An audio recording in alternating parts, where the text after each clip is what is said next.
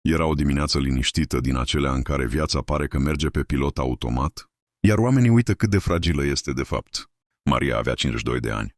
O femeie simplă, cu mâini muncite și inimă mare. Își crescuse copiii, își purta grijile în tăcere și își spunea mereu: "Lasă că mai rezist puțin. Mai am de făcut." În acea dimineață, în timp ce pregătea cafeaua, a simțit ceva ciudat. Cana i-a alunecat din mână, nu pentru că era obosită, ci pentru că mâna nu o mai asculta.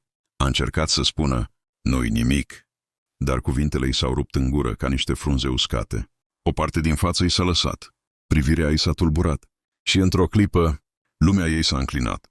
Acela a fost momentul în care viața a strigat fără sunet: "AVC, Accident Vascular Cerebral." Fiica ei a găsit-o pe jos câteva minute mai târziu. Nu înțelegea ce se întâmplă, dar ceva în sufletul ei a știut că nu e timp de așteptat. A sunat imediat la ambulanță. Minutele acelea au fost diferența dintre viață și o viață pierdută în tăcere. La spital, medicii au confirmat: accident vascular cerebral, o întrerupere bruscă a fluxului de sânge către creier. În acele clipe, creierul Mariei lupta. Fiecare secundă însemna neuroni pierduți, dar și o șansă dacă intervenția venea la timp. A urmat tratamentul. Zile grele, tăcere, lacrimi, rugăciuni. Maria nu mai putea vorbi cum o făcea înainte. Nu mai putea merge singură, dar era vie. Și uneori, viața nu înseamnă perfecțiune. Înseamnă șansa de a o lua de la capăt. Au trecut luni. Într-o zi, cu efort, Maria a reușit să spună un cuvânt clar: "Mulțumesc." Nu era doar un cuvânt. Era o victorie. Era o renaștere. A învățat din nou să meargă, să vorbească, să trăiască, mai încet, dar mai conștient. Și într-o seară, privind apusul, a spus fiicei ei: "Nu am știut că viața e atât de scurtă."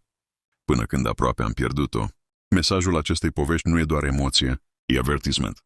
Un accident vascular cerebral nu vine întotdeauna cu zgomot. Vine uneori tăcut, dar lasă urme adânci, semnele pe care nu trebuie să le ignori niciodată.